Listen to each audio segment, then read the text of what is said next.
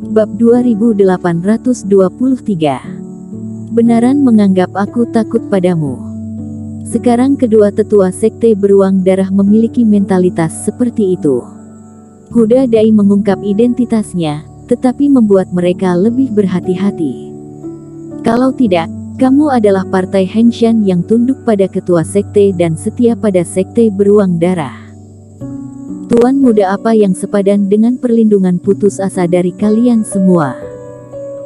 Tuan, tidak bisa menunda lebih lama lagi, jika Sando Siong membuat orang itu. Tetua berambut putih itu menggertakkan giginya. Huda Dai dan yang lainnya jelas tidak masuk akal, seperti orang gila. Keduanya mengungkapkan bahwa identitas mereka pun tidak berguna, dan jika mereka mengeluarkan token mereka mungkin akan dianggap sebagai taktik ilusi. Bagaimana kalau transmisi suara kepada Sekte Moyun? Mereka tidak percaya kita, mereka tidak percaya Sekte Moyun. Tidak mungkin. Jika mereka percaya bahwa kita datang untuk membunuh anak haram, Sekte Moyun tidak akan peduli juga. Kita takut ketua sekte marah, apakah orang-orang ini tidak takut? Bahkan jika kamu pikir jika kita mengatakan yang sebenarnya, Sekte Moyun akan membantu kita berbicara. Jika Sekte Moyun berpikir bahwa keduanya berada dalam kelompok yang sama dengan Sando Siong, mereka hanya ingin berurusan dengan keturunan ketua sekte, tidak mungkin bagi Sekte Moyun untuk membantu mereka. Lalu apa yang harus dilakukan? Menggunakan cara termudah. Langsung menggunakan kekuatan nyata untuk menekan orang-orang ini, kata William Duan dingin. Memang tidak mungkin untuk membunuh, tapi keduanya benar-benar mati-matian membuat Huda Dai dan yang lainnya kehilangan kemampuan untuk melawan, itu tidak terlalu sulit. Dengan cara ini, waktu yang dibutuhkan keduanya akan lebih lama. Namun, mereka berdua berpikir sejenak, karena ketua sekte sangat menghargai ahli warisnya. Dia tidak hanya harus meninggalkan kultivator sekte untuk merawatnya, pasti juga memiliki sarana untuk menyelamatkan hidupnya, dan dia seharusnya tidak akan mati untuk sementara waktu. Kedua tetua sekte beruang darah menunjukkan kekuatan penuh mereka, dan masa sulit Huda Dai dan yang lainnya datang, mereka mulai mundur dengan mantap dan tidak dapat bersaing dengan mereka. Di sisi lain, Eric Qin dan Sando Siong keduanya terbang cepat, terbang semakin jauh, dan mereka bahkan tidak bisa merasakan aura pertempuran di partai Henshan untuk waktu yang lama. Dan di sepanjang jalan, Sando Siong terus-menerus membombardir. Gunung-gunung runtuh, semua pohon hancur, dan gunung tandus yang dilintasi keduanya di mana-mana berubah menjadi reruntuhan. Meskipun Eric Qin hampir menghindari semua serangan sengit, dia juga terkena sedikit ilmu sihir dan terkejar lagi oleh Sando Siong. Teman kultivator Qin, pisau Yu yang sudah aku perbaiki.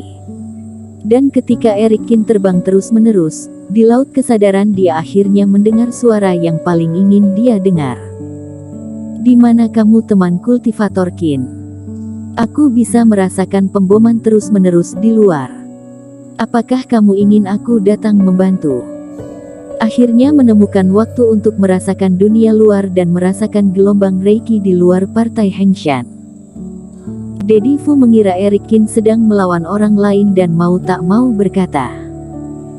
Meskipun sebelumnya dia khawatir akan melukai lembah ombak besi, dia selalu ingin datang dan pergi tanpa ketahuan. Tetapi dengan begitu banyak kontak dengan Eric Qin, Dedi Fu juga tidak dapat mengatakan ucapan untuk membiarkan Eric Qin menghadapi risiko sendirian. Senior Fu, terima kasih banyak, tapi kamu tidak perlu peduli padaku, aku tidak di luar partai Henshan, kamu simpan pisau Yoyang, pergi lewat formasi teleportasi, jangan tinggal di sana. Kalau begitu, bagaimana aku bisa memberikan pisau Yoyang padamu? Dedi Fu mengerutkan kening. Jangan khawatir tentang ini, tunggu aku menghubungimu nanti. Sando Siong mengejar di belakangnya, dan Eric Qin tidak ingin kembali untuk mengambil pisau Yoyang saat ini. Apalagi setelah barang dewa diperbaiki, butuh waktu untuk melebur dan pulih, bahkan jika mendapatkannya saat ini, tidak akan dapat meledakkan kekuatan, dan bahkan dapat menyebabkan barang dewa menjadi rusak lagi. Kalau begitu, teman kultivator Qin, 3000 mil sebelah timur lembah ombak besi, ada sebuah lembah. Muridku dan aku tinggal di sana sementara waktu ini, tunggu kamu menyelesaikan masalahmu, kamu bisa datang mencariku di sana. Dedi Fu juga mengerti dan memberitahu suatu posisi. Setelah transmisi suara, Eric Qin juga sangat lega. Kerohanian menyapu sekeliling sesuka hati, tidak tahu seberapa jauh dari partai Hengshan. Ini tempat yang sama sekali tidak dikenal.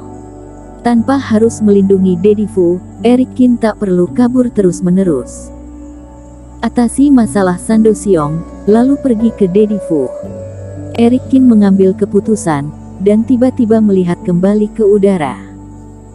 Sando Xiong, apakah kamu benar-benar berpikir aku takut kamu? Ambil cetakan telapak tanganku yang besar. Eric Qin berteriak dan mengumpulkan Reiki lagi, dan cetakan telapak tangan meledak. Sando Xiong langsung murka. Kamu memperlakukan aku sebagai orang bodoh. Barusan kamu menggunakan trik ini, aku tidak berhati-hati hingga ditipu oleh kamu. Sekarang masih jurus yang sama, bahkan ucapanmu tidak berubah, dapatkah aku tertipu? Dan Sando Xiong menggunakan kerohanian kali ini, dia langsung melihat bahwa Reiki telapak tangan Eric Qin berisi pil hitam. Jelas, dia melihat bahwa dia mengejarnya dari dekat, dan dia bermaksud mengulangi trik lama. Tetapi jika kamu berencana untuk menipuku, memang aku tidak bisa menipumu secara bergantian. Namun kali ini, Sando Xiong mencibir, dan dengan geraman pelan, dia memainkan teknik jejak telapak tangan. Hanya saja ketika kedua cahaya Reiki bersentuhan, ledakan yang sama seperti sebelumnya tidak terjadi. Kedua telapak tangan ini naik seperti kabut. Pada saat berikutnya, sosok Sando Xiong menghilang di tempat yang sama dalam sekejap, muncul di depan telapak tangan. Teknik rahasia ruang. Melihat ekspresi Eric Qin dalam keadaan linglung, sepertinya dia merasa agak aneh. Sando Xiong hanya bisa mencibir. Tanpa diduga, tipuanmu sia-sia. Sebaliknya, aku memperpendek jarak. Memang kenapa dengan teknik rahasia ruang? Bagiku itu hanya metode yang sederhana. Kalau begitu biarlah kamu mati. Melintasi sidik jarinya, Sando Xiong berteriak pelan dan terbang menuju Eric Qin dengan cepat. Sando Xiong terus mendekat, jelas melihat kepanikan di mata Eric Qin. Tampaknya tahu bahwa pada jarak ini, tidak perlu untuk menggunakan ilmu sihir yang kuat. Eric Qin melambaikan tangannya, dan banyak roh senjata terbang keluar seperti senjata tersembunyi. Nah, sekarang kamu tahu untuk takut. Di mana keberanianmu untuk berurusan denganku di lembah ombak besi? Sando Xiong berteriak, dan ada fluktuasi Reiki yang mengerikan di sekujur tubuhnya.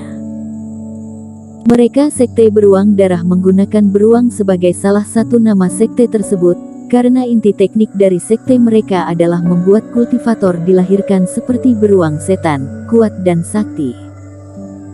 Sando Xiong bahkan tidak melihat roh senjata yang dikeluarkan oleh Eric Qin, dan langsung dihancurkan dengan mengandalkan Reiki kuat yang menutupi tubuhnya. Detik berikutnya, Sando Xiong sudah berada di depan Eric Qin. Jatuh. Sando Xiong menunjukkan kegembiraan penuh kemenangan, dan tinju yang mengejutkan meledak ke arah Eric Qin. Dalam hal ini, Eric Qin juga tidak menghindar, dan melontarkan pukulan yang meremehkan. Kamu idiot, alih-alih mencoba menghindarinya, kamu berani melawanku secara langsung. Sando Xiong mencibir. Di belakang tubuhnya, ada bayangan siluman beruang yang melihat ke langit dan melolong. Tinju beruang liar. Ilmu Dewa Sekte tingkat 3. Jangan dikira semua ilmu dewa adalah metode untuk memadatkan energi abadi di kejauhan lalu menyembur, ilmu sihir juga ada dalam pertarungan jarak dekat. Dengan pukulan ini, Sando Siong ingin mematahkan tulang Eric Kin, membuatnya menyesal. Bang! Kedua tinju bertabrakan dalam sekejap. Namun, pada saat kontak, senyum di wajah Sando Siong berubah menjadi horor. Awalnya berpikir bahwa setelah tinjunya jatuh, Eric Kin pasti akan hancur lengannya dan bahkan setengah dari tubuhnya. Bersambung.